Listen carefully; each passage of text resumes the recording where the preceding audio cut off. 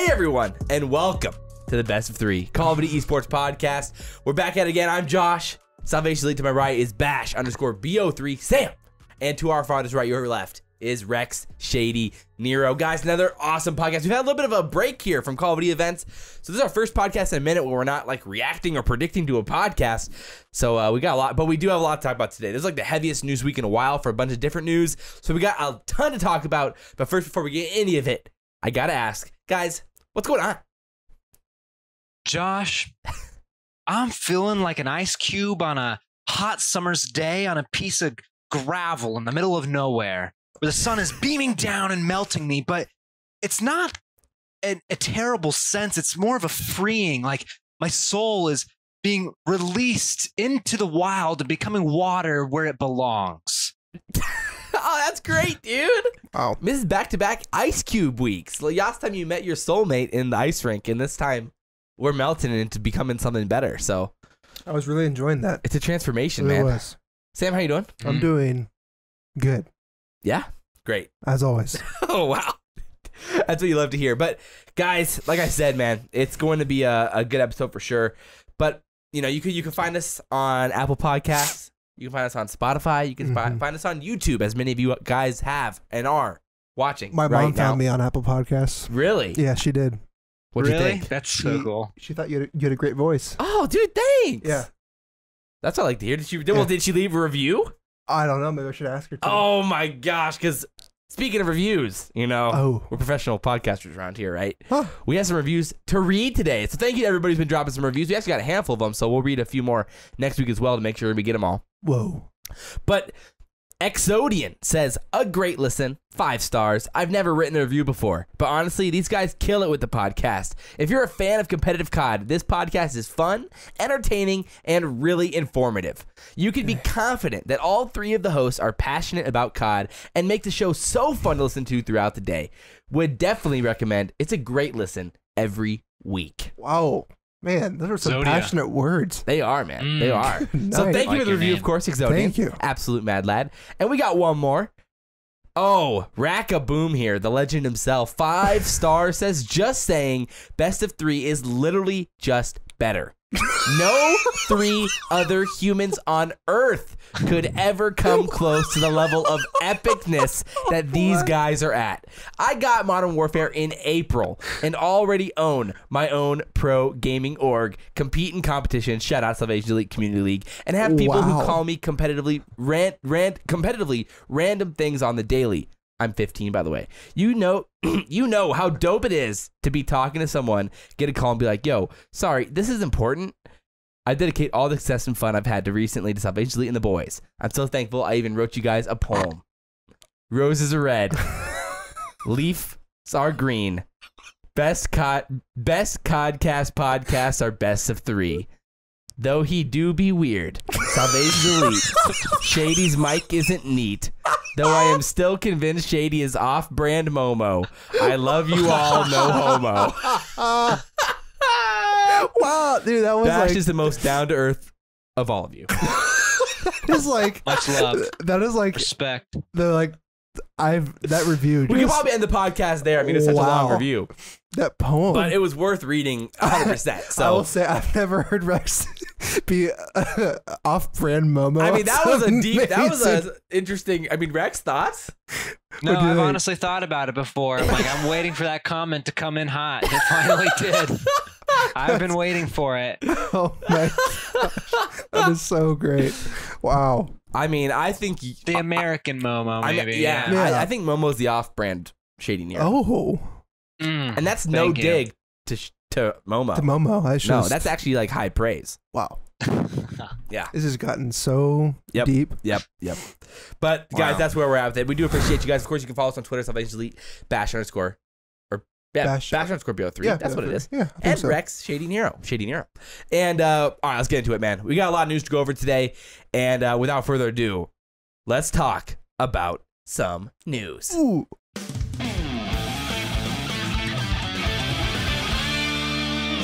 The Call of Duty News of the Week.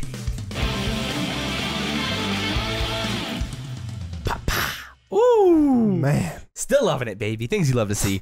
But we got a lot of news to talk about, like I've said like 3 times already. Let's start off with challengers, because we haven't talked about challengers in a minute. Yeah. But we had the 5th cup? The final Fifth cup. if I remember right. The final cup. And so that's, Cup 5, yeah. Yeah, Cup 5. And another interesting one, to say the least. So, I mean, a team that has yet to win this year under the org, TCM squad, under 6 gear as the org, with Diamond Con, Fame, Katani, and Noisy, took home the North American title. FaZe Academy, who has been hot lately, came in second, just falling short. And then we got the exotic Parasite, Fire, Paul X, Gunjar in third, under the title of Old Men. And then Get Busy, Profizi, Zyral, Infamous, Pro Loot, and Spart in fourth. Spart.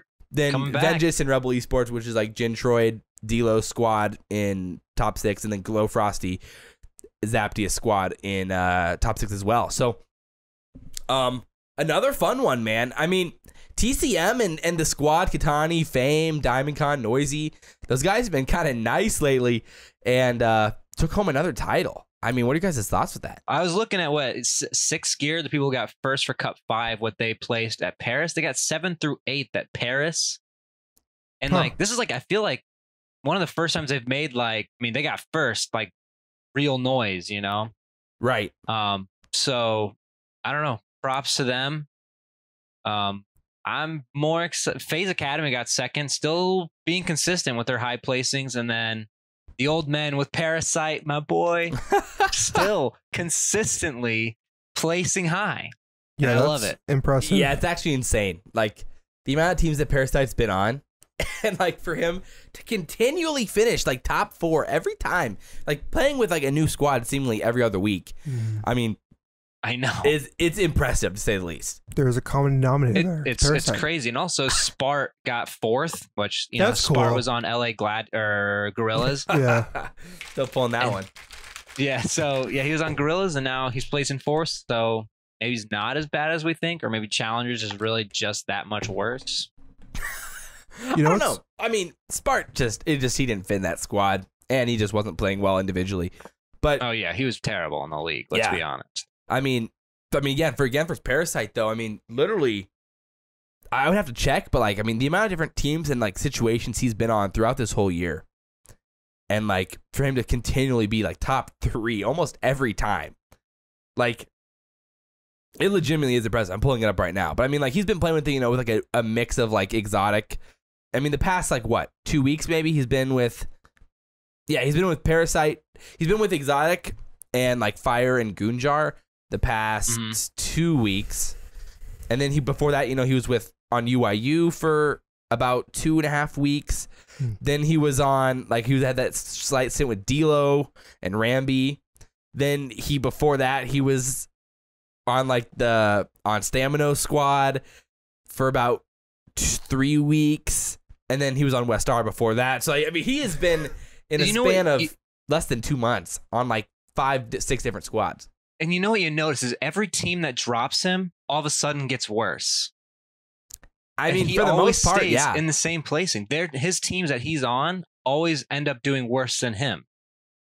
Yeah, there is something to it. UIU is 9 through 16. I don't even know where West R is on here. I mean, I'm not convinced that if like Parasite, found his way into the Pro League, he would be great by any means. But I mean, do you think he could help a team like Paris or like LA Gorillas, especially pre like this roster LA Gorillas? I think he could. I think so. Paris, I think if you're working in the challenger scene, these people who play in the challenger scene, these are like dedicated people who have a passion for the game. Like, not to say that pros don't, but pros could also be like at the point where like they just kind of don't care. We're challengers, when they're placing high, they're learning anything and everything about the game. And Parasite, being a vet and also still continuously placing high and competing with these younger players still and beating them, I think shows a lot for what he can provide to a team. Yeah. So I want him to be picked up really bad. I think he deserves to get picked up, and when he does, he's either going to I think his team's either going to excel just because he's been through the ringer. Yeah. He's like a self-made man multiple times. Yeah, So, he like- really is. So like for him to get there, he's either gonna flop, which will just be the worst thing ever, or he's gonna excel.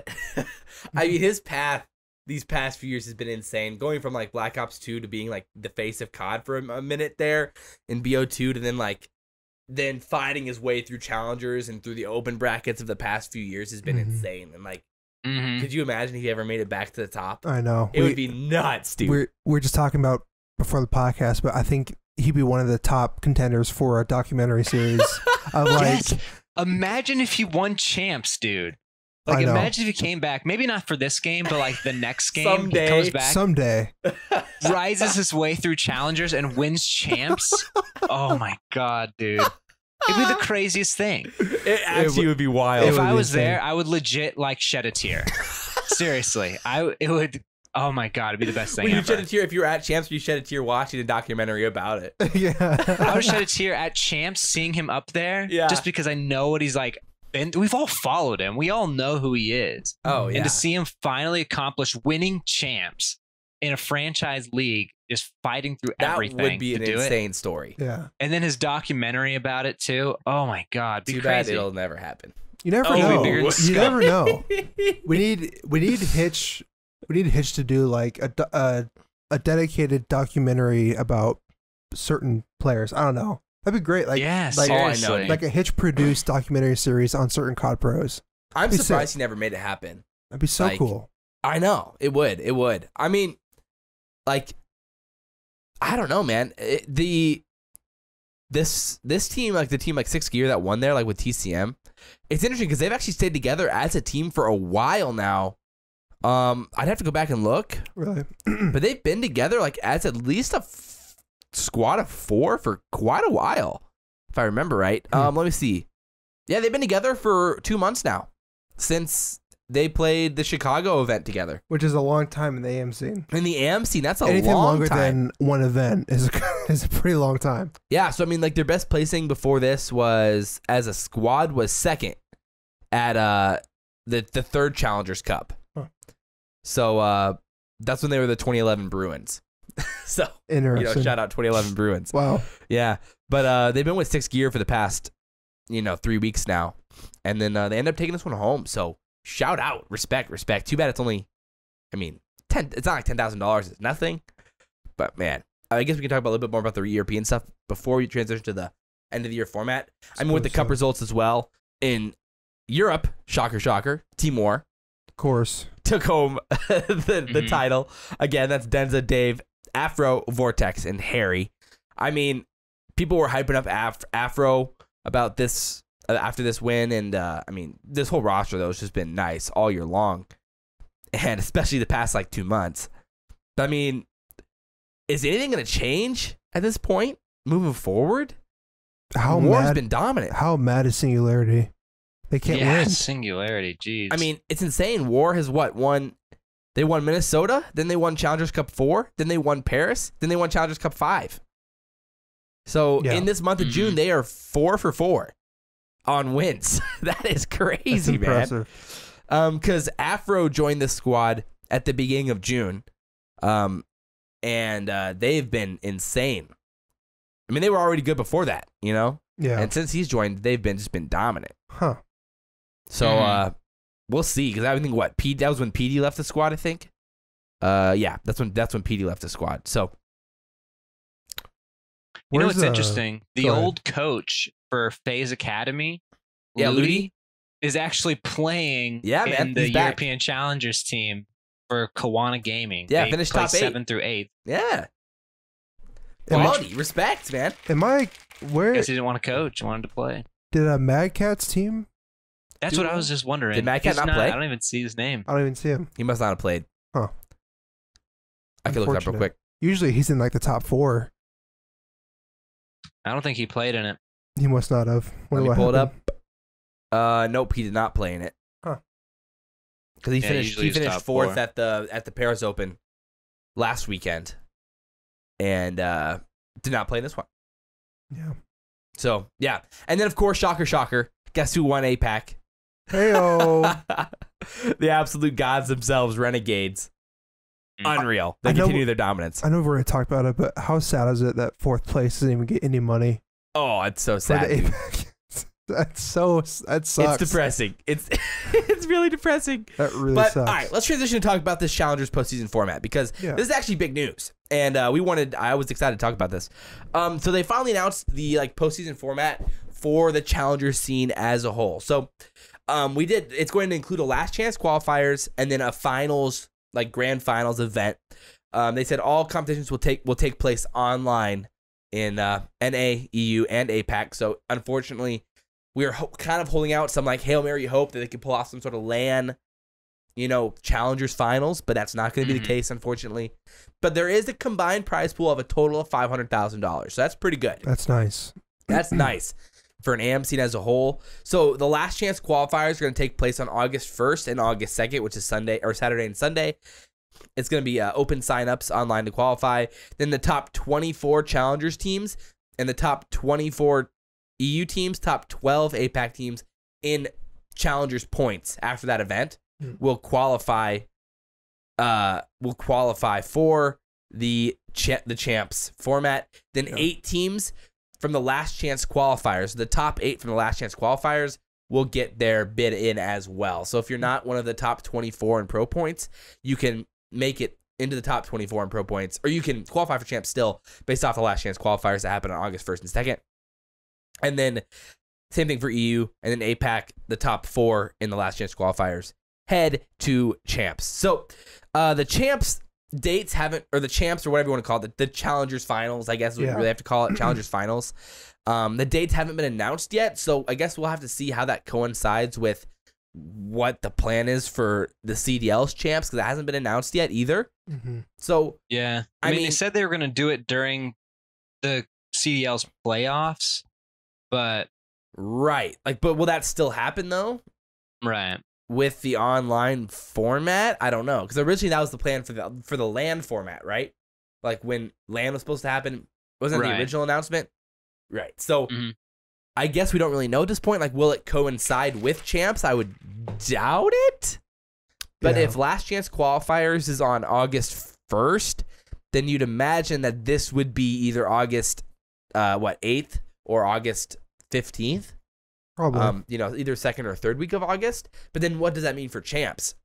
I mean, I'd imagine this would happen before champs, right? Yeah, there's no way it happens after champs. Or during champs? Maybe during. Maybe during? That'd be so strange. That'd be annoying, though. Because then what if champs is on LAN, but then... That's what I'm saying. Yeah. There's no one would care. So, in my mind, you'd play this at least the week before champs. I think so, too. Which is interesting. So that might mean that our date for champs could be last week of August or maybe even first week of September, potentially. That'd be crazy. I mean, I wouldn't be shocked if it's in September at this point. If it means September because it's on LAN, with fans especially, that would be I don't care. Then give it to me in September. College football's having fans at their games. I know. That's college football. You're sitting shoulder to shoulder with 80,000 people. Yeah. Give us some Please LAN give us fans LAN. champs. Please. I mean, I'm down. Whoever's in charge. I'll sign the waivers. Yes. But all right. So one interesting thing is that the rosters that auto qualify for finals are based off of the rosters from the last Challengers event. So the Toronto home series, which is interesting because so that means I have to check the dates on that when the Toronto home series actually is. If you guys could check that. Yep. Toronto is July 24th. July 24th. Yep. So the AM scene roster lock is July 24th then. Yep. Which is interesting. So you've got to have your roster set up by then and plan on who you're going to play champs with by Toronto's event. So that online Toronto event will actually be pretty important. It will be. Because that's a pretty big tell for who's going to be the contenders at champs. Yep. And because, in all other, AM situations in the past, there has been it's been mixed with NA, EU, and APAC. But this year, I mean, you're still playing separated in champs. So the top 32 NA teams will play in a double elimination bracket. A double elimination bracket for 32 teams. Yeah. That's going to be a big tournament. And then same for EU. Top 32 EU teams. And they're both, North America's playing for 250,000. EU's playing for 200,000. And then the 16 APAC teams are playing for 50,000. So tough scenes. Unfortunate. For APAC. Oh, gosh. I mean, not much you can do. I mean, think about that last year. Mind Freak was winning the full-on open bracket tournaments. You know, like they were literally the best team in the AM scene. That's crazy. And now they're literally forced to only be able to play against their APAC people. Like, if you're Mind Freak, do you get a work visa, move to the United States for 2 months, and like try to grind it out in the North American bracket? Honestly, probably. Like, I feel like because you literally could triple your money. It would be to get a work visa, but yeah, I mean that's the thing. Like, if it's possible at all, coming from Australia, because the EU scene, like you're not getting too much less. So like 50K. It like makes sense to like stay there. But for sure. But yeah, if you're APAC, you might consider if you're Renegades. You might consider just risking it all and be like, listen, we're gonna go. Well, I mean, if they just feel so confident inside the APAC scene though, and they're gonna win like what I would imagine like 25K or 20K, probably around there, yeah. For each one. So would you rather have in their minds maybe like a free 5K, guaranteed fake 5K each, or have a chance to win like 100, like 25K each or so, maybe more than that. I don't know how it's gonna be split exactly, but in like the North American scene, have a chance to actually win the North American scene. I don't know. It's tempting. That'd be a hard choice. It's tempting. Either way. But I guess that'll be interesting. I don't know if that's actually a factor or not. Yeah. But yeah, that's kind of like the setup for challengers. We don't have any information on like the broadcast and everything. But I mean, for the cup had a pretty good broadcast overall with everyone doing that. So I mean, I'd imagine this will have a pretty good coverage, especially if it's not on Champs weekend. So hopefully they'll actually have like the actual CDL casters working this. If it's on like a weekend before Champs, would be pretty cool. So that would be super nice. Yeah. Rex, you okay over there? Yep. Look over and see Rex like choking on his water, bro. Sheesh. But yeah, so I don't know. What are your guys' thoughts on the whole Challengers final stuff? I think it's disappointing that we don't get a LAN, and I'm sure all of them who are participating feel the same way, but I am glad we are getting this. The prize pool is pretty large. Like that is a pretty significant amount of money. For sure. So it definitely is worth grinding for. Remember too, like you're also building your stock going into next year. It's huge. So I think it is giving all the players something to work for pretty hard. So I'm excited to watch it. I really hope. I think this would be the best if this was like the week leading up to actual 100%. CDL champs. The hype will be there. It cannot be on the same weekend or the same time. I will be pissed if it's on the same weekend as champs. Dumb. You definitely can't be at the same time. You cannot do that. So hopefully they understand that. Even like, would you be more pissed if it was after champs? I think that would suck almost the same or worse. It's got to be before after champs. It would be worse if it was after champs. Yeah, like it needs to be before. So hopefully they understand that. If last chance qualifiers are like the first week of August, I'd imagine. You think so? But yeah, no, I'm personally really excited to see. I feel like we pretty much know who are the top 4 contenders in each region. So it'd be cool to see. Honestly, I'm excited. Yeah. I mean, for me, obviously, it would be nice to have it on LAN and we could see all the teams from all the regions go at it into one. I want to know, is Team War better than FaZe Academy, like our best North American team? That'd be really cool. Yeah, because that European team has seemed really, really strong. Yeah, that's so I mean, I would like to know, who's better in that way. But otherwise, I mean, I think they're doing the best they can. The prize pools are great. I think they're streaming it now, and like they have some casters for it, which is great. So it's getting more exposure. So yeah, all in all, I think it's good. Yeah, I agree. I mean, I think overall I'd be excited for it. I mean, especially if they can get like a full broadcast system going here. I mean, the biggest thing holding them back is that they can only really have like 2 matches going at once. Or how are they going to do that with having multiple streams to cover all 3 regions going on at the same time? Or like, how can they sift through those POVs to kind of get them all going? I know they've been doing that a little bit on the broadcast, but like, it'd be nice to have multiple streams so you can have them all up at the same time and see what's going on. Definitely. Yeah. So I'll be interested to see how they end up broadcasting that. I'm sure like Esports Engine and the CoD League will figure something out to make that pretty cool. But hopefully that just keeps on improving over the year for sure. So let's move forward here.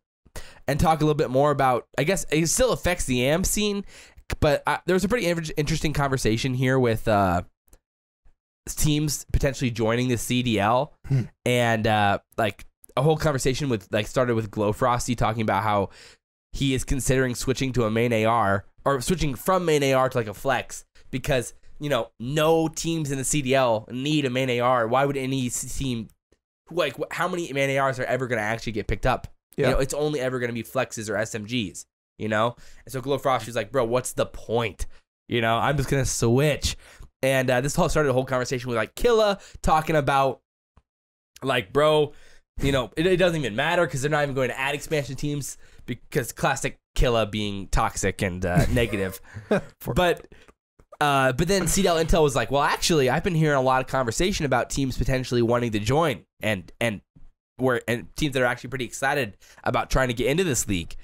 And he said he has no confirmation about what teams, but then we saw from Rise Nation, specifically from an article from like ESPN Esports maybe, and then Rise retweeted it that said that like they were the quote was like, they hope to be able to take Rise to the next level with aspirations towards potentially participating in the Call of Duty League.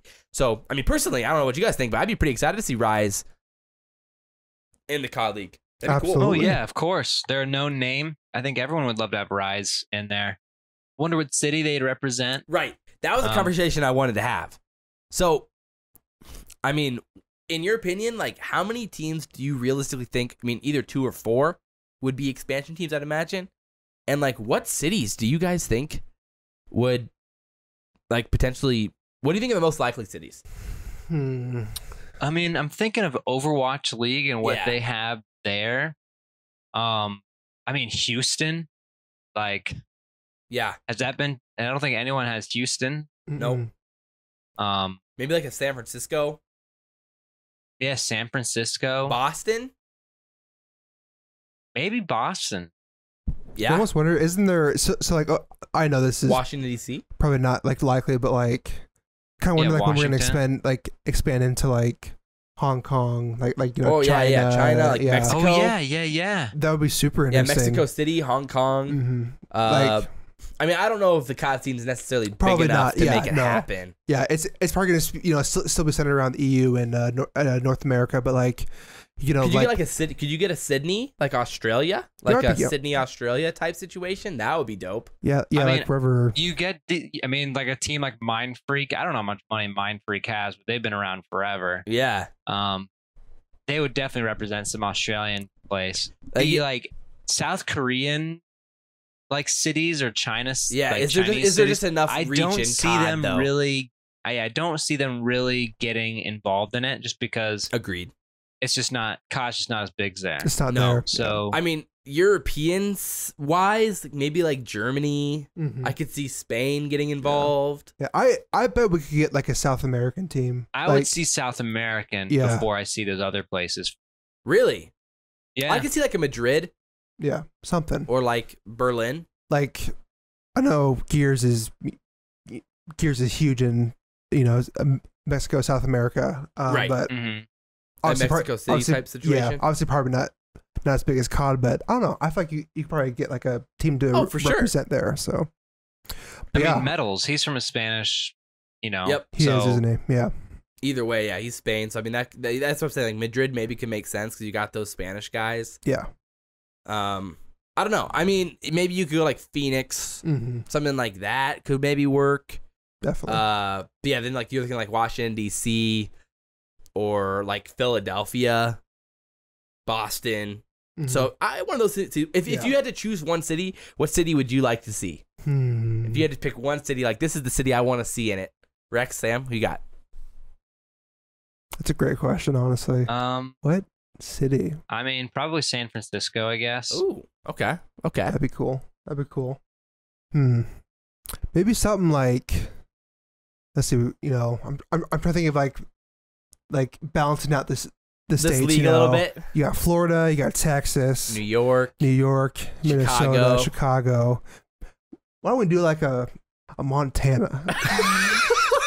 What? Yeah, I mean, My favorite city. I mean, I don't know. I'm in New York, so I already got New York here. So maybe North Dakota. Helens? Is that Helens? Maybe? Helen, Yeah. Montana? Shout out, Shout out you Helen, Montana fans, bro. do we have like a super rich? maybe we need a First person, Columbus. A Columbus? Ohio, yeah. A Columbus, Ohio. I can get That would behind be it. cool. Yeah, that'd be cool too. Yeah, But- well, that's like the home. That's like ground They zero they for just be COD. called the Pros, Columbus Pros. Columbus Pros. I'm down. Columbus Major League Gaming. But like a Kansas Yeah. City would be kind of cool too. It's biased. It is definitely biased, Yeah. but it would be cool to see. I would say. I mean, I'm biased. I'd say Boston, Boston. but internationally, I think Sydney would be dope. That'd be City really, would be really cool. I'd love to see Sydney. Yeah. If I'm actually honest, I think I would prefer more international teams getting in, but maybe, I mean, Sydney for sure. I would love to see the Mind Freak guys get back in. Yeah, that'd be but dope. I think more realistically is like another European country, Mhm. like Yeah, Madrid. Ireland I or think something like that. Madrid, It'd be kinda Ireland would be cool. interesting. That'd be cool. Yeah. That would be dope. Like a Dublin team. Oh, it'd be so Yeah. sick. Dude, those homestands whenever it goes back to Oh yeah. so I mean, sick. realistically, I think Dublin, Madrid, DC, Boston, and Mhm. San Francisco are probably like the most likely Yeah. options for the next teams. Maybe Houston as well. Mhm. Houston, I think. Is Yeah. pretty likely for sure. But yeah, I'll be interested to see where that moves forward. I mean, again, like CDL Intel emphasized that he's heard a lot about it, so we'll see what ends up coming out there. I mean, do you expect it to happen? Like, what would you put as like an odds of expansion teams? I mean, obviously this is kind of just like a guess, a straight up guess at this point. It's really not based on much besides like that, just a small piece of information. Yeah. If you had to put a percentage on it, what would your thought be on like an expansion? I I feel think pretty likely. yeah, I feel like 1 to 2 teams expansion Two, next maybe? year. Maybe 2.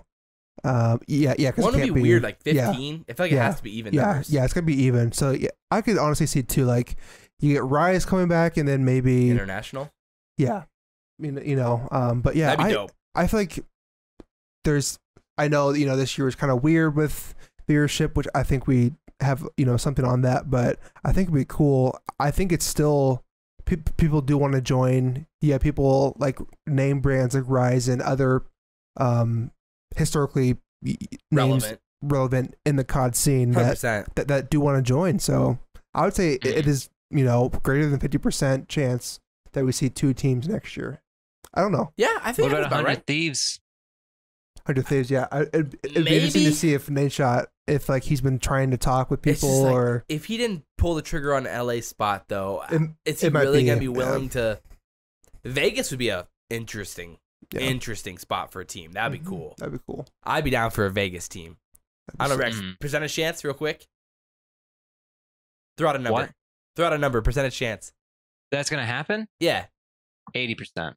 Ooh, 80%. okay. I'll go like 65. I think it's pretty likely. Yeah. As well. Cool. All right. Let's talk some big news that actually affects the CDL right now. That is the nerfs that were announced tonight. So again, we're recording this right after the nerfs were announced, basically. So you guys will many of you have already played the game with the nerfs because it drops here in a few hours. But so we're not going to spend too much time like theorizing about how it could affect things, but more about like just that it's actually happening. I mean,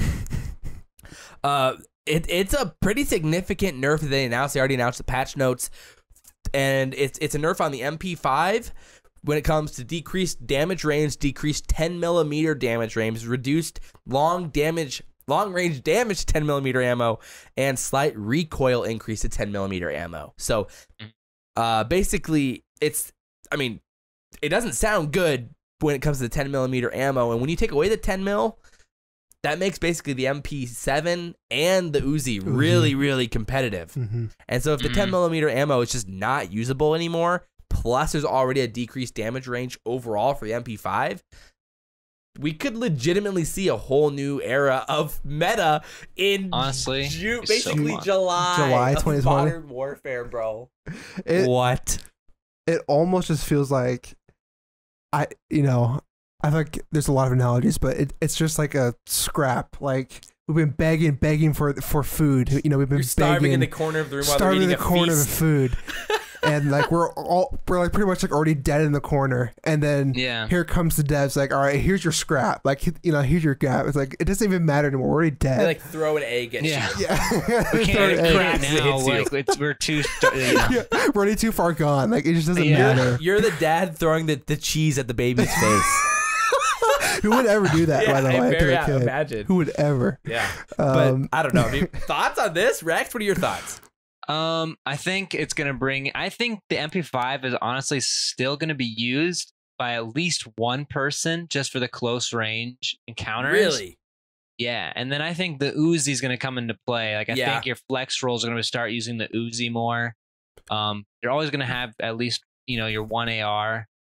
So like you'll think like we'll probably see like three guns and I think there's gonna be Envoy's already been practicing. He has already been practicing. He's already been practicing. That is true. Prestino will be using the MP5. Like I don't know, I can see it. That role makes sense. Like the dude that's just like banging his head through the door definitely wants the MP5. But I bet you we'll see like one MP5. One M4, two M4s. I mean, it's possible that we see actually a 3-gun meta potentially here, which would be super weird. Again though, it's just the timing is just.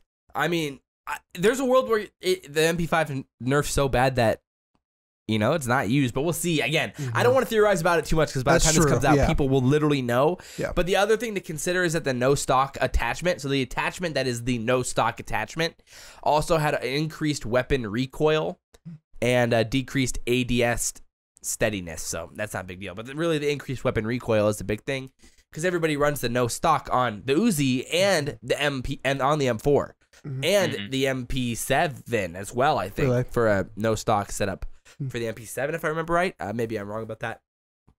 But so that'll be interesting to see how much recoil is actually added to the no stock, because if it's enough where it's not usable, it's not as the trade-off isn't worth it, then maybe you'll see a different stock used for the M4 and for the Uzi as well. So that could affect how that's played as well. So overall, I think this slows down the game a little bit more. Absolutely. Yeah. A little bit, yeah. Either way, even whether or not the MP5 is used still or not, I think it probably slows down the game a little bit. And I'm sure all M4s out there are all main ARs rejoicing. And I mean, we already saw the tweets from many pros like, oh wait, is it January? Wow, this is crazy. Like, oh wait, no, it's July. Yeah. I think this should have happened 6 months ago. I think it was, of course, Aches had a tweet. Oh yeah, I'm sure it was Aches and Slasher, right? I think he was saying this was the buff we expected, but like in 2019, it's just now happening. Oh gosh, dude. I mean, it's actually ridiculous, but yeah. Yeah, he said, I remember expecting this exact update in 2019. And then Slasher said, he's like, oh yeah, you mean that big overhaul with spawns and everything else as well? Yeah, that was a lie. So, good stuff from them there. But, I mean, I'll be interested to see how it affects the game. I mean, by now, you guys already know how it's already affecting the game, and I'm excited to see how it affects the COD scene as a whole. But it's going to make a difference, that's for sure. And this late into the year, that's a big X factor for a lot of the best teams in the league that they were not expecting. Yeah. So how's that going to affect those big teams? A surprise to be sure. Oh yeah, but they're so used to playing so fast. I'd imagine off the top of your head, it comes off as a benefit to like the teams like Empire, to the teams like New York, who are trying to play this catch-up game with FaZe right now and speed and pace. And Huntsman, I mean, Envoy's already been using it, having some fun with the Uzi, so I think it makes it even a little bit more interesting, and hopefully we'll draw some eyes towards the competitive scene even more. But the other piece of, I mean, speaking of eyes to the competitive scene, another professional transition here, I want to talk about a little bit about this report that came, like a viewership report that came out. Yeah. About the CoD League. Now that it's already more than halfway done, they did some like viewership statistics about the CoD League, like peak viewership analysis, some average viewership, and comparing it to Warzone like events and such. I mean, I don't know if did you guys have a chance to look at this before I send it at all? I have any takeaways? Yeah. Nothing like really. It was just I saw it was a FaZe Mac who said the peak viewership was down, but the average remained consistent throughout. I think that's what he said. Yeah, I mean, the average viewership at CDL Atlanta was 54,000. Mm-hmm. I mean, launch weekend was basically 50,000. And then the online event of CDL Chicago was 47,000. So that was third. Online event was third. London, which was the LAN, was fourth. Los Angeles, which was the LAN, was fifth. Florida and Dallas, 6th, 7th, which were online. Yeah. So, I mean, Dallas's viewership was tough. That's like 29,000. But peak viewership is at least still pretty encouraging. I mean, 112,000 for CDL Atlanta, which was the peak viewership of that LAN event. 112,000 again for... 111,000 for London, which was the LAN event. Launch weekend, 103,000. Chicago online event, 85,000. So, I mean, it is a decrease, obviously, which we all expect. I mean, we expect a decrease overall, because of the online effect. But at the same time, I mean, I'm pretty happy with the consistency with the viewership overall, even through the struggles of the online production and how this is gone as a whole. Absolutely. Yeah. I think, for like where we're at, what happened on this, it's just a doozy. It was the first year of CDL. A huge virus took over. And we're still seeing pretty consistent viewers. I think next year is set up to be pretty good. We have a competitive Call of Duty where Treyarch is in control. People are excited. I think we should see pretty good viewer counts next year if it's a good Call of Duty.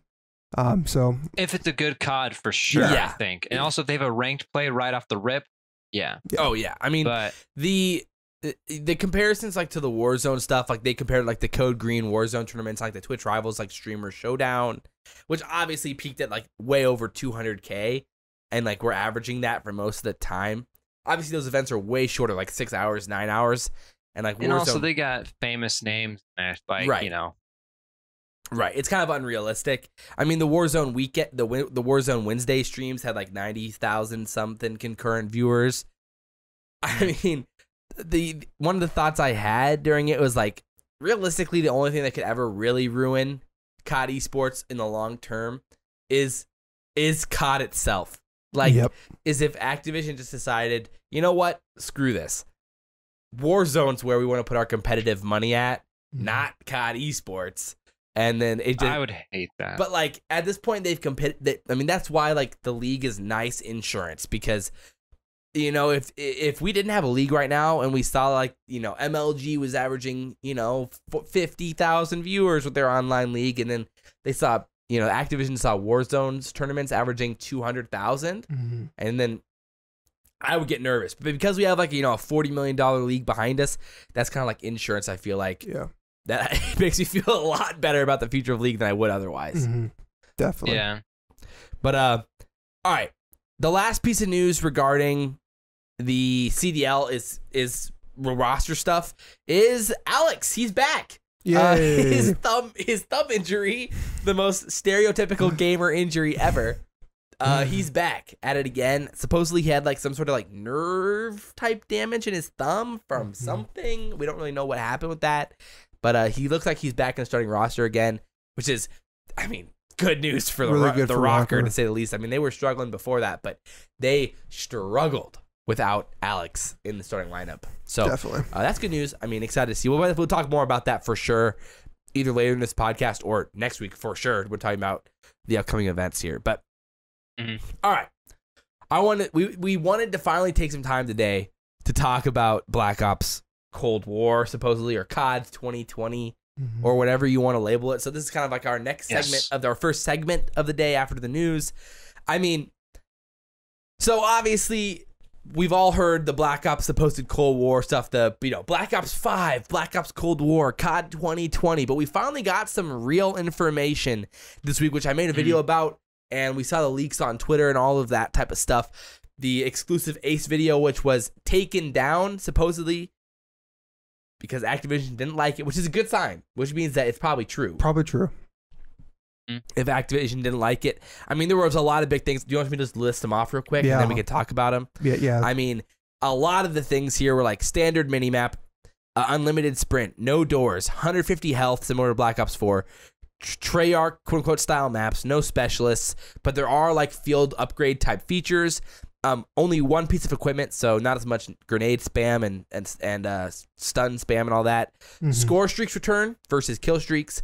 The big negative and scare was the supposed lack of dead silence, which I'm sure we're gonna have to talk about, and a lot more inside of that video. And then Charlie Intel made an article about it before the actual video itself was taken down. Thank goodness. So I don't know. First of all, what are you guys' brief thoughts on what we've all heard so far about Black Ops Cold War? Like that it's set in like the Korea Vietnam times supposedly, and how that could all play out with all we've heard so far. What are you guys' thoughts? Rex, lead us off. So my big thing is that I need colors in my game. That literally, it's a really big thing for me. It's like I need this game to look good. I don't, just because it's old doesn't mean it needs to be like film grain style quality. It needs to be gray and all that. Agreed. I really don't want that. Right. I We're like want COD World War II had colors. washed colors. I want something vibrant and something with life. Yes. Agreed. That's like a big thing for me. For some I know reason, it might seem like small, but it makes a huge difference when you're playing. for some reason, colors weren't invented until 2000 era games. Yeah. It's just like if your game was set prior to modern times, it's green and gray color scale. Yeah. But Old games like that aren't modern, they always scare me because the developers in any, not even just Infinity Ward or Treyarch or Activision, like it's any developer, they always make it like old film grain, and like it just makes it look gross. yeah, it's so true. I like that. Yeah, I mean that's just your biggest thing at the end of the day. Like, I mean, what are your thoughts about the leaks so far? Like the direction of, like, the potential gameplay and how that's gonna play out. Love score streaks returning. Yeah, I want them to bring score streaks back to competitive. Yeah, and I know it's like it might harm in a way the competitive integrity of like the map or something, but it is one of like it's COD's like sign. Everyone knows that there's score streaks or kill streaks in Call of Duty. So yeah, and it's been there since COD 4. So they need to bring those back into competitive. The pros have to allow it, but it also means the developers need to create score streaks that work. Yeah, competitive streaks. Yeah, Yeah. and competitive style streaks. we saw in Black Ops 4, certain streaks like what was the one like near the end of the life cycle that was like the high kill streak, like the gunship or something, where like everyone was getting it in scrims. Oh yeah, whatever it was. But yeah, I think pros do a great job of knowing which streaks are just like. Well, yeah, that's what's this weird is about dumb. BO4 is that you played with only 2 streaks in BO4, which was weird. It was definitely weird, but at least we were seeing something, which I think creates for fun environments where someone goes off, uses a streak to come back and win a super close match. I think that is only good for viewership. I get that it can be annoying sometimes, but like if you have the right balance for score streaks, it just adds so much to the game. I totally agree. I think like the excitement of like getting streaks inside competitive is so fun, and like it does just bring another aspect to it, like another strategy in S&D to like play your life and like play for those streaks instead of going hard to try to win the round. Like it's an interesting dynamic that I really like inside Search and Destroy, especially. I mean, at the end of the day, like when it comes to streaks, I mean the pricing of the streaks is what's the most important. Because like at the beginning of COD World War II, do you remember how like cheap all of those streaks were? I don't know if you remember that or not, but like you could get streaks even at the beginning of Black Ops 4 as well. You could get streaks so easily, and like it took them a long time to like price them the right way where you didn't spam them constantly. So, I mean, I hope they can work with the scene and be really reactive to like the price of streaks because it matters so much. So that's one thing I guess I kind of think about off the rip. Yeah, I think what scares me.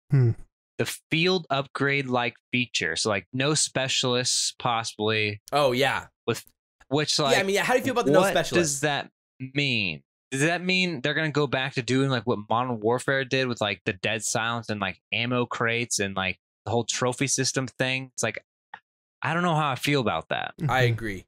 Yeah, I personally really do enjoy specialists. Yeah.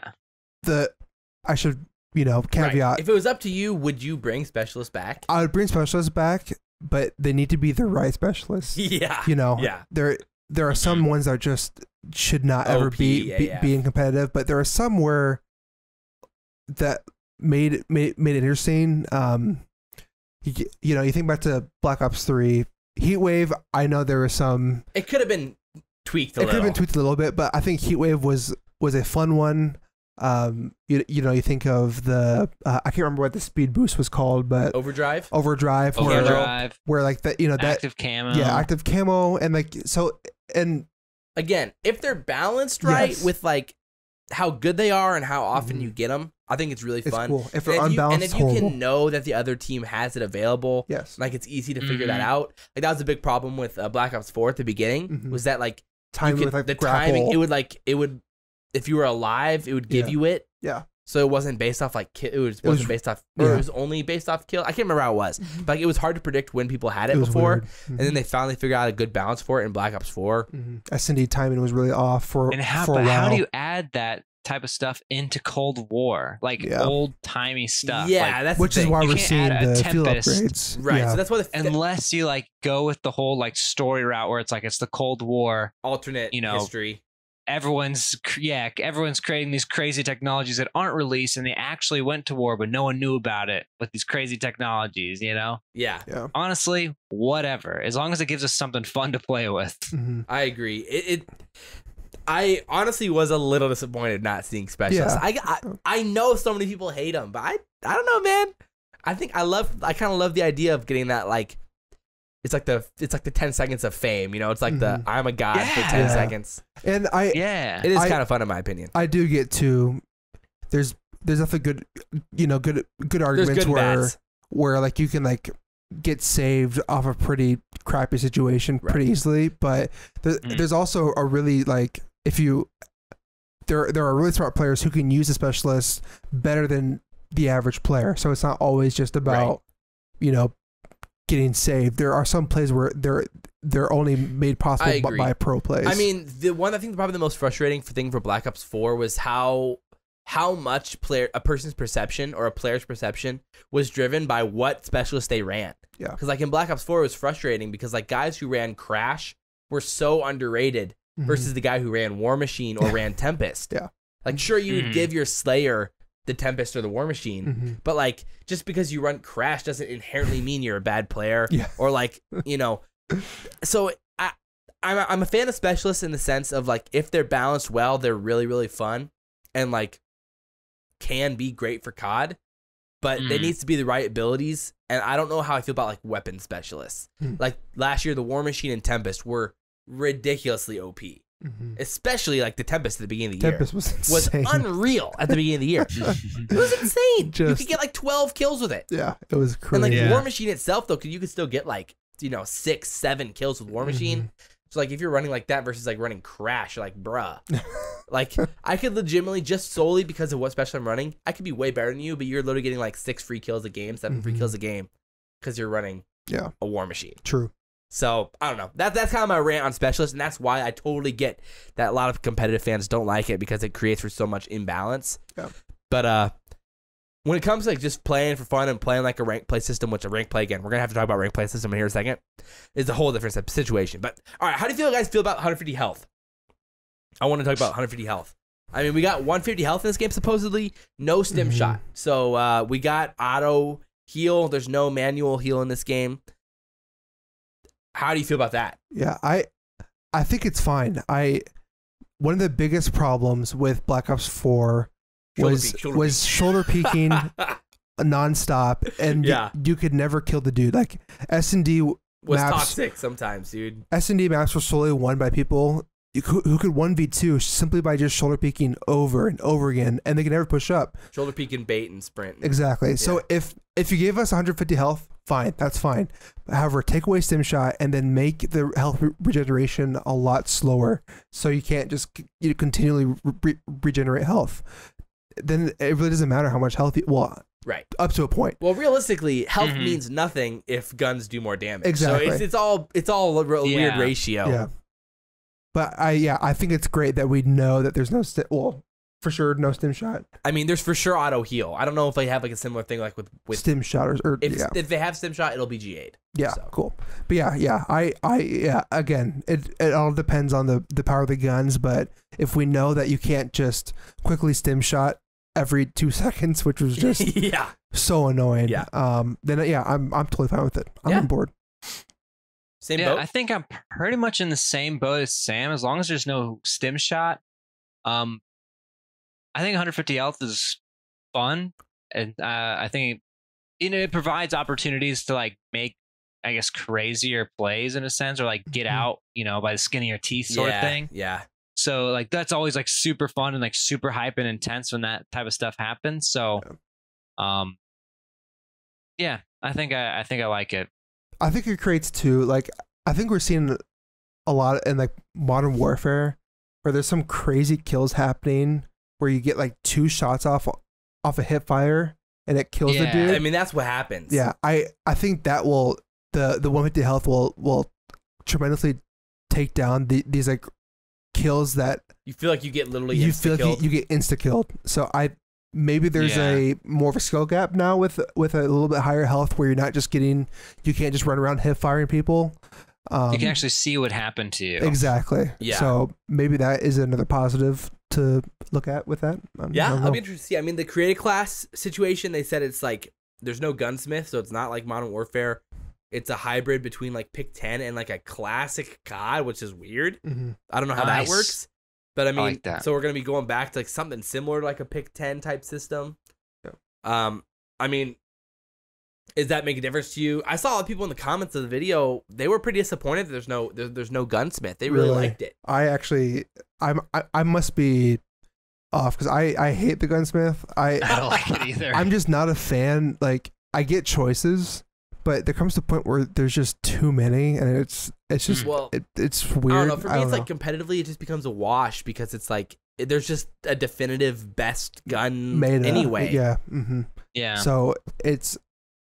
I guess then like it's cool for me, maybe pubs where you can just create your own gun, fun guns to use, but make the AK-74 you exactly. But like for like competitive, I feel like you should have a couple choices because again there's going to be a meta anyway, so there's just no point in having like a billion attachments. It's just kind of confusing at the beginning of the year. But I don't know. That's just my opinion. It's not like a huge deal to me. But someone might have a strong opinion. Modern Warfare went this whole weird like role-playing route with COD, and I think that's kind of what the big issue is with the whole game.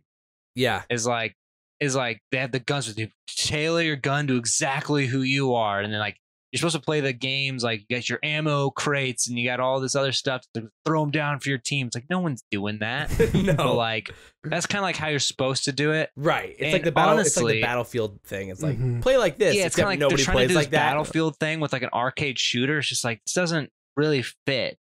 I think honestly, what happened with this game is that they built it that way so that it would go for Warzone because that whole idea works sort of in Warzone, and I can see how that's sort of fun to do in Warzone and kind of like role play it in Warzone, like with the doors and everything. But in like COD competitive and just pubs, no one's really trying to do that. Yeah. I mean, so I think that's what happened with this game. They built it for Warzone. The pubs and everything was just like something they had to do so they could make Warzone. Oh, I mean, Warzone has been their baby since day one. 100%. Like once they released Warzone, the veil was drawn back. Like they just forgot about multiplayer. Like we literally had not had an update for multiplayer until today. Yeah. When it comes to gun tuning, but that was only because the MP5 was OP in Warzone. Yeah, don't get twisted. This whole game was built for Warzone. Yeah, which Warzone's great BR. Don't get me wrong. Yeah, it's cool. They definitely built it for Warzone. It's great.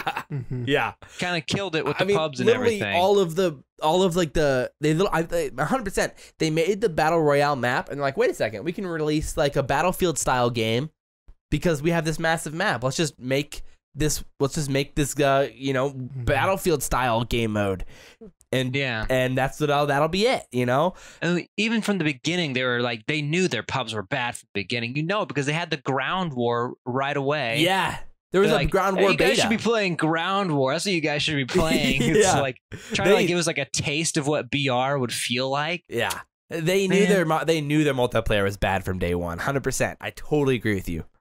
Yeah. So I think Treyarch now is coming in. Treyarch fixes the multiplayer. We keep Warzone, and I guess maybe they build on it, and then boom, you got an amazing game series. That's like, what's going to be interesting to me. It's like, yeah, that whole thing with the Warzone, like they're bringing in like a new map, and then Warzone's going to be the new COD BR, at least for this next year.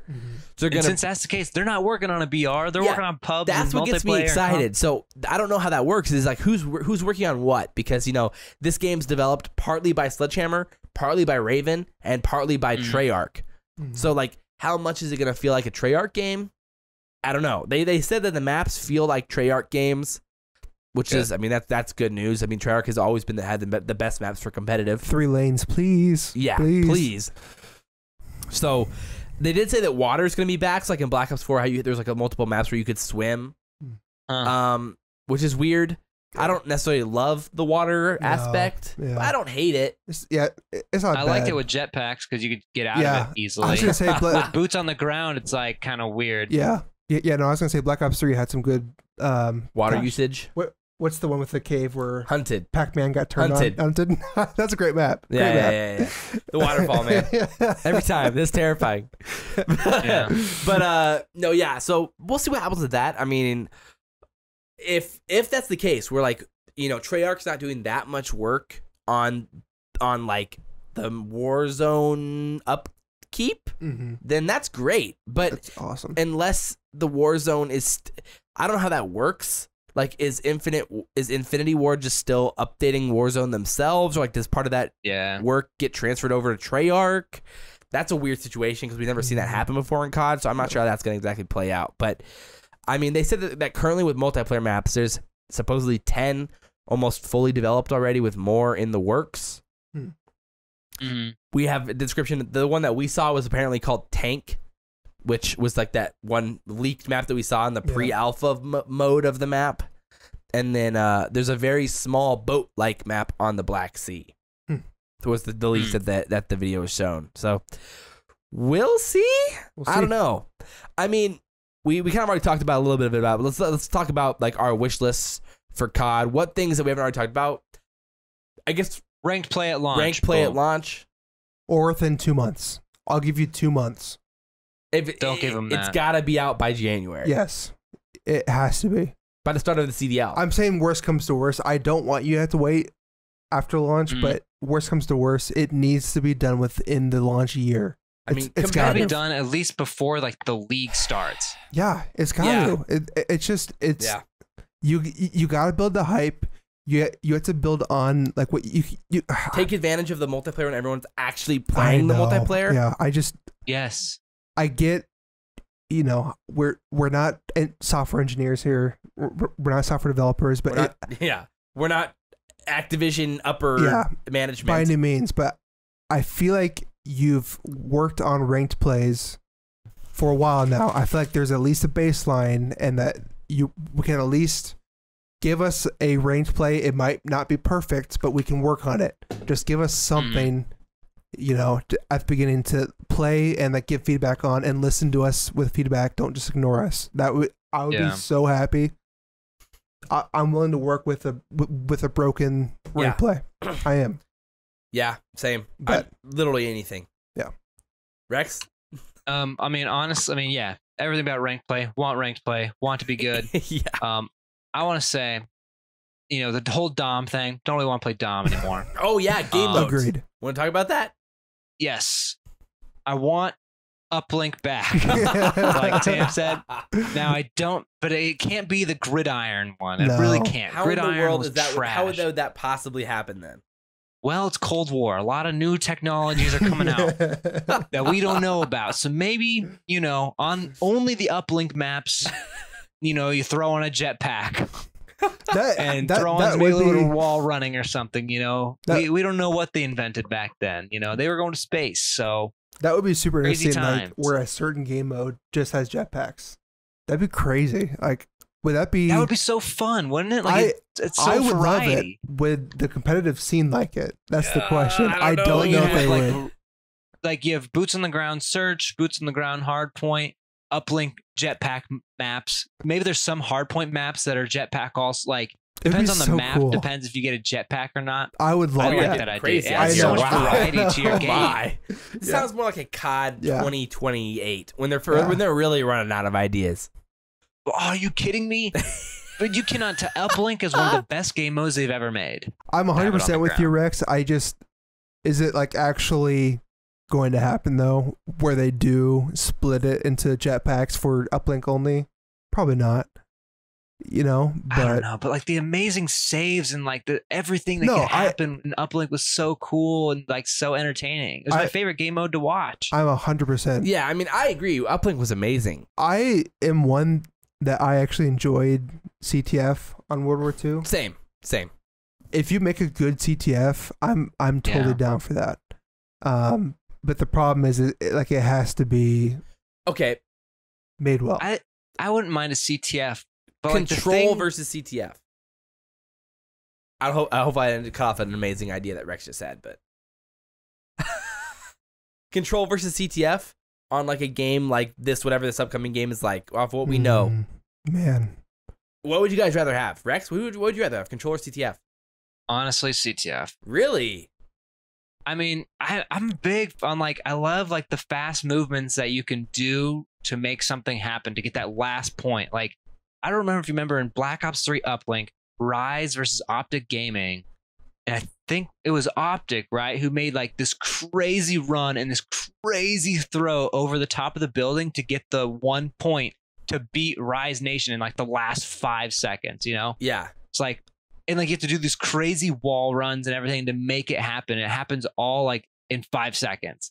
So like I love it when you can do something like that and like capture the flag. Like in this game in World War II, you couldn't necessarily do that. Like you could tell like, oh, they're gone. They scored. There's nothing you can do to stop it. But I love it when you can make it really fast paced. Like you can make anything happen in 5 seconds or, Right. you know? Yeah. I agree, because the game mode has to be a game mode where it's not like domination. You can tell it's over at points within 3 minutes, like left, and it's just boring. Like Yeah. like Control. Yeah. Like the great thing about yeah. See, but The- same the- thing in CTF. The thing about Control. No, if you're yeah, on 3-0 no, in the- CTF, you're yeah, like, no, that's what I'm saying. Like the great thing about Control was there was always a chance that you could actually win the game. Unless you're down by like 15-2 live count, you're like, However, they're not gonna happen. what was that? Wasn't there like either a tens or something where like Formal and Looney? Do you remember this? Where like Were they playing ranked play or was it 10s? I think it was tens where they pulled off like a 2v15. Do you remember this? I feel like I remember this at some point, but But regardless, my whole point was yeah, the I great get thing, what you're saying. the great thing about Control was it was never technically over. Part of that was score streaks and specialists, Yeah. which does come into play. Yeah, so I am a huge fan of game modes where it's not over until literally like everyone's either dead or it's like the clock hits 0. I mean, Control, you would have to have smokes, you'd have to have trophies. Yeah. And in a game like this, because otherwise, like, you know, what was used to break Control hills was specialists and score streaks in Black Ops 4. So in this game, for Control to really work, you'd have to have good score streaks, trophies, and smokes. But it's a weird combination though, because like if specialists or if trophies are trophies going to be equipment or trophies going to be field upgrades, because then in that situation you could have a nade plus a trophy. But if it's only an equipment, then you can only either have a nade or a trophy, and then it gets or a smoke or a trophy, and then it gets weird. Yeah. So I don't know. Here's We'll see. here's how you make CTF amazing. Okay. Is let's say a team's up 3-0, 30 seconds left. You think it's over. However, how cool would it be though is if even if the clock hits 0, you can like go on flag runs. Like say you have 5 seconds after you cap the flag. If someone's standing Well, that's what next World to the War flag. II was, right? No, well, like World War II was you can only get like one more cap after clock hit 0. Oh, but you could Yeah. What if rally. you have rallies? Like you have a 5-second window to like rally the flag. Ooh, That would Yeah. make it interesting. that would make it interesting. Because then the game's not over until literally like you stop them from being in your From spawn. rallying. Yeah. So Yeah. that would make the game a lot more interesting. Because to you could me. have, I mean, you legitimately could then You could, have yeah. like a Six Flag Yeah, comeback. because like you saw in like World War II, like where the game wasn't like Like on a map like London Docks. London Docks, you saw teams rally 3 flags in a row Yeah, easily. Yeah. easily. So like I think that would make the game mode really interesting. Ooh, I like that idea. So, Okay, kinda okay, cool. okay. Yeah. I like that. Yeah, I mean, any other thoughts there? I mean, I feel like cross-platform has to be a thing at this Absolutely. point from launch. Yeah, it's gotta Has be. to be from launch. I mean, playing on PC, would you guys rather have it be on PC than PS4? I mean, I know Rex PC with would, controller. obviously To would be rather. honest, I mean, PC with controller, I think, is what it should go to. Yeah, I am personally. I think I might agree. Yeah, I think like competitive The games. future of COD. I think the future of competitive games is obviously on PC, where it's just you just need high frame rates, consistent frame rates, Easy broadcasting. easy broadcasting. I think PC is just the way to go. Like I don't think consoles should die. I'm saying like just for competitive style games, it's just it's just easiest from broadcast. Yeah. From game modes to consistency, it's probably gotta be PC. I'd imagine if it doesn't happen this year, it would happen next year. But then you'd imagine that they probably sign a multi-year deal with like PlayStation or something. So I Yeah. don't know. It's, Yeah. it's hard to say. I'm curious to see if they are gonna That'll be interesting. keep taking the money from Sony, or if they're gonna put their foot down and be like, listen, for competitive sake, we need to go to PC. I don't know. Right. Which I mean, Activision kind of has stakes in both. Yeah. I mean, more on PC at this Definitely. point, but it could go both ways. I'd be interested to see any other things that come to mind with Call of Duty Black Ops or the future of competitive COD as a whole. I mean, Make ranks simple. yeah, Rank simple. Black None of Ops the 4. Green Dragon, Yeah. 5,000 Velvet type of stuff. yeah. That was the most like what rank am I that like it like just comes up with random It words. makes no sense. Just Either has to be numbers or like your Yes. normal gold, silver, Yeah. platinum. yeah, Make it the normal bronze, silver, gold. Just be normal and do that. keep it simple. Yeah, Keep yeah. it simple, stupid. I Yeah. agree.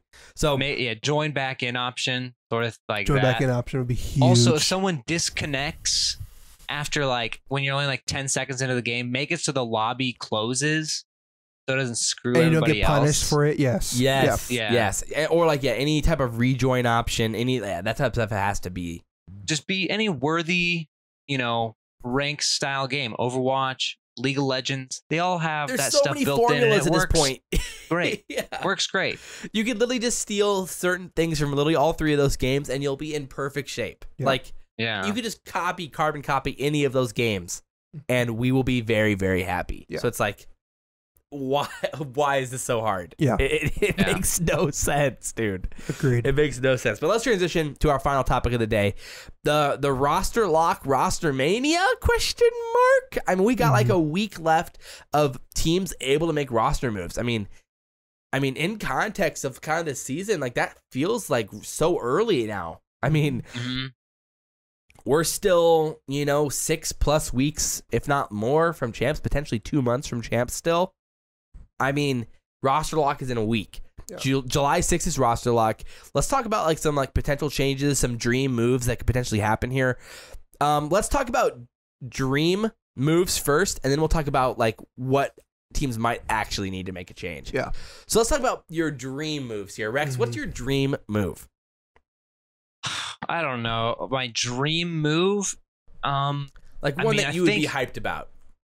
one that I would be hyped about. I don't know if I'd be hyped about this move, but I'd be very much involved with it. Yeah. Is if Gunless went for like Illy on the Whoa. Empire.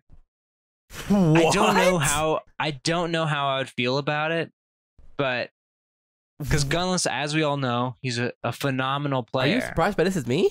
No, I am shocked, but like I think it's time that I don't know. Really? I mean, it's just Illy. I don't know. He's been good. Illy's been solid. Solid. SMB I have nothing especially against has been Illy. If solid. Illy stays, I'm still hyped. I'm still happy he's still there. but just to see a little bit of shakeup on It the would Empire. be super interesting. Like, Can they become a Gunless little bit more in dominant? Would freaking Gunless play? be that extra taste I to don't do know. that? Hell no, that ain't happening. you never know. So if you're talking about something that would get me like excited and like, whoa, is Gunless for Yeah. Ellie on that team? Glacier would probably hate it because he can't like mold Gunless or you know what I'm You see that clip, you see that clip I Right, tweeted? for Of sure. Clay and Yes. Rambo? I don't think it'll happen. But it would definitely get me really excited about that team. Yeah, that was Yeah, Rex, phenomenal. did you see that clip that I tweeted of Gunless and or of Clay and Rambo from back in the day? I don't know if you saw that or not, but So No. Rambo actually ended up replying Rambo to replied. it, and because there's a clip of like Clayster just literally yelling from back in Ghost, I think. I think so. I'm smarter than you, Rambo, and just classic clip. That's I'm hilarious. smart. He like points right Points at him. at I'm him, smarter stands than up. you, Rambo. That's And now he's funny. his coach. Yeah, Or now he's his Rambo's coach, bro. I thought I was just I was going back and like I was recording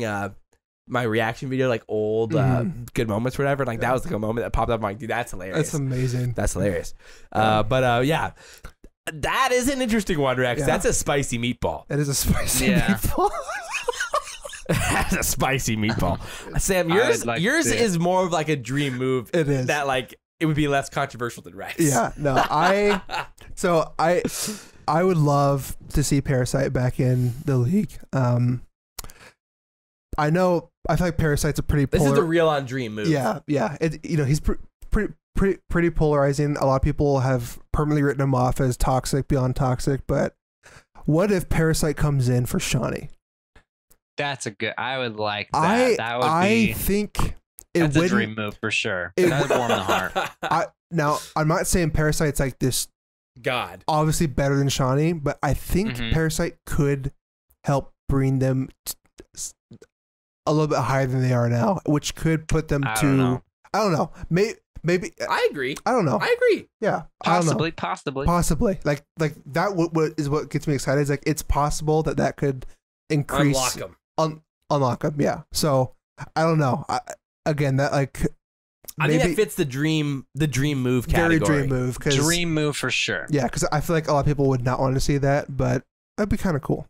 I don't even know if it would work, to be honest. Probably not. I don't even think because they don't like know Parasite, I feel like at all. Yeah, But the vibes would definitely be off. They need to work it'd with be them. just kind of like, okay. Yeah. But I don't know. Maybe. I mean, yeah, dream move for sure. Yeah. Perfect world. Yeah, I mean, realistically, my dream move would involve Octane leaving Seattle, probably, but that's just so outrageous that it would never happen. Yeah. And so, I mean, really, He's my stuck. dream move is Gunless for either Asim or Silly Mhm. to Rokkr. That's my dream move. Yes, that's a good That's one. One of the good I two, like that. I don't. Or ASIM. I mean, yeah, Rex says Asim. I would be okay with Silly as well. Mhm. It just depends on how Dude, they. get rid of Silly. You take away the catalyst of that team. And Like, I agree. And Silly's got the connection with Gunless, so it would make more sense to ditch Asim, but Yeah. I'm not convinced the Sim's like a bad player. It's just that he may not fit in that team as well as he could. Yeah. But yeah, that would be my dream move. I mean, they're definitely we're gonna talk about teams that need to change the most. Rokkr's probably one of them that you would talk about there with the struggles they've had the past few weeks. But that's my dream category. Yeah. For sure. Absolutely. So Like it. I mean, let's talk about teams that need to change the most and teams that would act like changes that are actually possible. I mean, I think I might have stolen the Rokkr one there, but like that's just Rokkr a for dream sure. move for me. That's actually very plausible. Mm-hmm. It's just at this point, teams seem to. It seems like it's a struggle to trade. Trading is incredibly difficult. Yeah. So Mhm. realistically, signing AM players is probably the only realistic outcome, which actually means that your Parasite play is more realistic than any trade probably. But I mean, what comes to mind? I mean, Paris Paris is weird to me because I don't think one, even two trades would. It like almost seems like who do you replace? I know it's Zed. it but- almost Okay. okay. Kismet? Yeah, it's weird though because like Kismet was at the beginning. It seemed like Kismet was their star player. After of like Yeah. what, opening weekend. I know, but that's what's so weird about it was whatever. So like maybe Kismet needs to be changed. Maybe Zed needs to change. I feel like Kismet's the team captain, though. That's my idea in my mind, at least. It seems like he's like a pretty vital player. But yeah, I would love to see like Afro or like bids or something like that to Paris. That would be that'd be a dream some move. people on Team War. Or War. Pull some like or these Singularity. top AM players and throw them on Paris. Yeah. You almost need like a 4-player change. Like, I mean, with the AM scene, you could like keep what Dens would be the guy you keep, and then just replace 4 of them maybe, and that might help. I think things. Luca actually doesn't do too bad, to be honest. Yeah.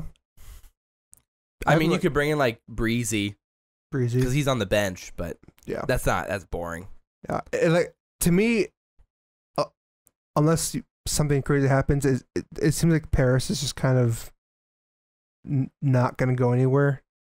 Maybe they make like a pretty crazy change here with in the next week, but I just don't know what's going to make them better besides the total team change. Big change, yeah.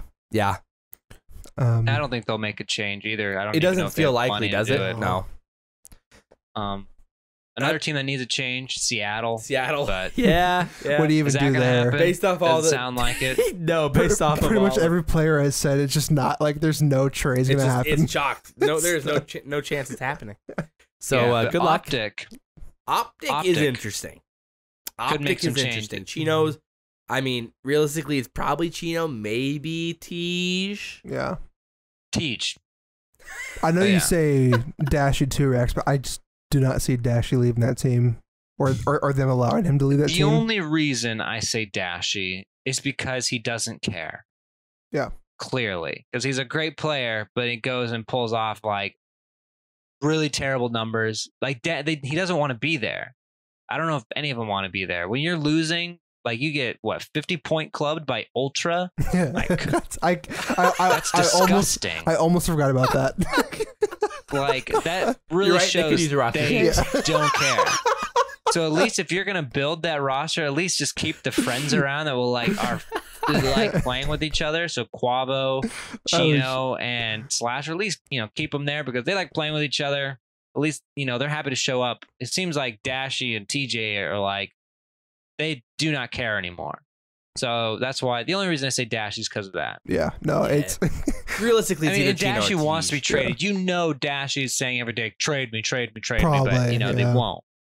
But I think TJ can go. Chino obviously is not the best, but I think he adds the intangibles to that team, vibes wise, which they need. So I just that 50-point club, man, that's just tough. The wildest thing ever. Tough. Yeah, I don't know. It just doesn't seem it doesn't feel likely. I mean, if they were trying to make a gunless move, I feel like it would have already happened. I don't think they want gunless. And then you look at other players, I mean, he's really the only player that's like, all right, he might actually get traded. Mm-hmm. Besides that, in the CDL, there's no one else. Yeah. I don't even know if Gunless would want to go to OpTic. Right. Like, Gunless wants to be like on a winning team. That's always been his thing. I mean, maybe he wants to play with Slasher and Dashy. You almost wonder if Dashy and Gunless would be a good combo. Like, Dashy could take Gunless's... I mean, they all have enough of an ego where, like, maybe it's just so many. They're all so. I don't know. Yeah, I don't know. I'm not sure how that would work, but yeah. I mean, I think TJ. I think is that's the person I would take out, and then probably Chino, and then yeah. I mean, Chino. I mean, he's probably the worst on that team. I mean, if Gunless is going there, it's for Chino because they would want to bring back that Rise. It'd be Slasher and Gunless. Yeah. So, it's unfortunate because like Chino, but it's not gonna happen. I know. Chino did well for the place he was put into, but he's obviously not like the standout player that should stay there. An AM pickup is more likely to bring in like some sub, but maybe the meta change is what they need. Like, maybe that could if there's a team to benefit off that meta change, it could be OpTic Gaming. That is true. Yeah. When you got those ARs, you basically have 3-man ARs in your team with Chino, Dashy, and Slasher. Yeah. So anything that hurts the MP5 is a good news for OpTic Gaming, probably. Yeah. Mm-hmm. So we'll see. I mean, I guess it's kind of where I'm at with it right now. Hopefully we'll have some news with roster changes. I'd love to see some more moves happen in the next week, but it kind of already feels like we might have already hit our Rostermania from 2.5 weeks ago or so, 3 weeks ago. So we'll see what happens. But we do appreciate you guys tuning in. Yes. It has been another fantastic Best of Breed podcast. I think this was number 30, if I remember right. Episode 30. Wow. So we're kind of flying through these. Thanks to this. Hopefully we've improved a little bit. I think Hopefully. throughout the times, I think our technology's improved a little bit. My ability to edit audio has improved a little bit. Everything else. So I hope you guys have enjoyed it. Some drops in here, of course, and everything else. So I hope you guys enjoyed the next episode of the Best of Breed Call of Duty Sport podcast. If you guys did, like, comment, favorite, subscribe. Drop us reviews on Apple Podcasts. You're there. We will be continue to read more. So we do appreciate it. But as always, guys, I'm Josh, SalvationsElite. To my right is Bash _Bo3 Sam. And to our farthest right is Rex Shady Nero. And guys, we will see ya next time. Bye. We out.